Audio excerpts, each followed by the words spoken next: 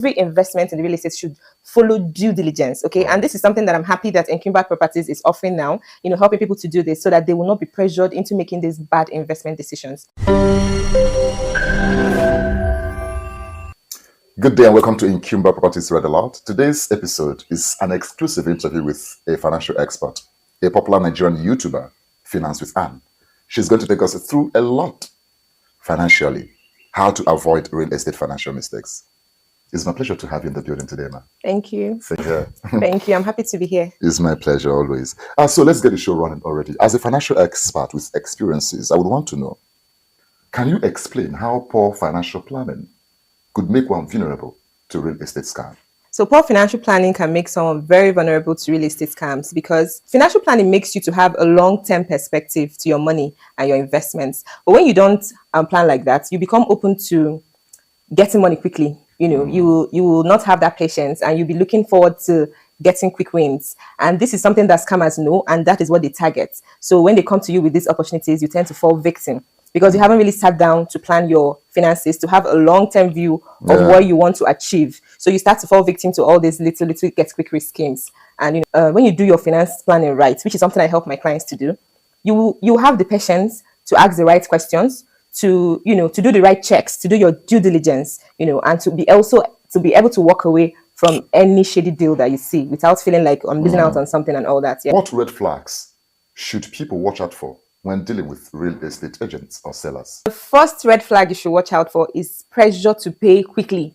When they start mounting that pressure, the offer is ending tonight, you have to pay within 24 hours and all that, because they're mounting that pressure so that you wouldn't have time to do your due diligence check. Okay. So once that pressure is there, it's time for you to take a deep breath and do what you need to do. Every investment in real estate should follow due diligence. Okay. And this is something that I'm happy that Encumbered Properties is offering now, helping people to do this so that they will not be pressured into making these bad investment decisions. So another red flag that you should look out for when dealing with these real estate agents is too good to be true pricing. Okay. So when you want to invest in real estate, you're supposed to look at what is obtainable in that area that you're trying to invest in. So when they're offering you a price that is cheaper, more affordable than what is obtainable around you, that should, give you something that you should check more for, because you might think you're getting a good deal, but instead you're actually falling for a scam and getting yourself to lose your money and all. So yes, so when the price is too good to be true, that's a red flag. So for example, you tell them, okay, I have this company, Encumbered Properties, that I want to help me conduct due diligence. And they're like, oh no, we can do everything ourselves. We have all the, we have done all the due diligence for you.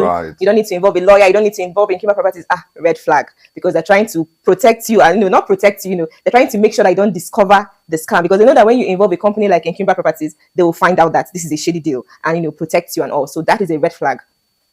So the last but not the least red flag that you should look out for when you're dealing with these real estate agents is when they offer you a non-transparent payment structure. So when they start encouraging you to pay more with cash or to pay through digital currencies like crypto and all, then that is a red flag, because they're doing it so that they will not be able to be traced easily when they want to get away with the scam. And also it's always good to deal with credible companies with their bank accounts and commercial banks that you can always report and try to recover your money if things go badly. So always avoid dealing with only cash, and also avoid dealing with crypto payments, all those online digital currencies that you can, that is not easily traceable. That is a red flag.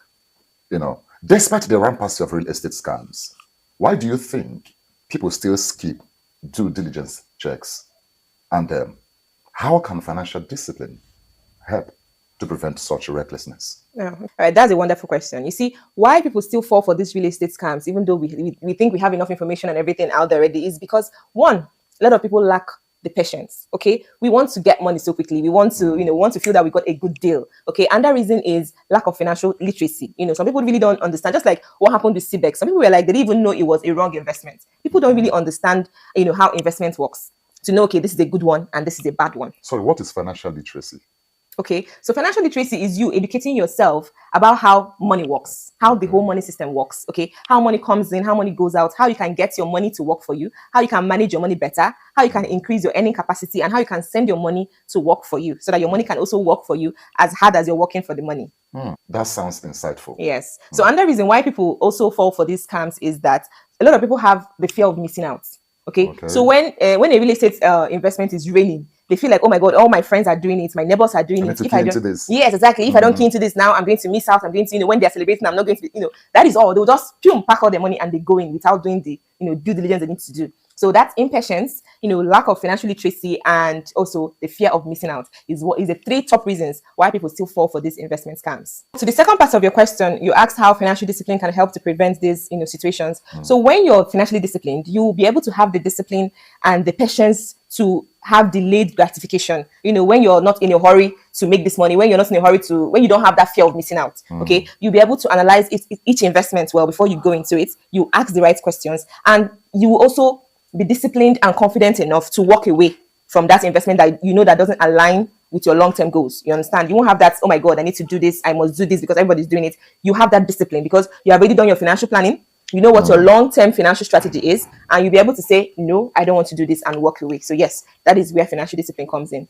In other words, I look forward to having a good conversation like this with you subsequently. I look forward to that too. Till then, stay safe and stay out of troubled properties. I am Rex Chinedu Agwawike, thanking you for watching.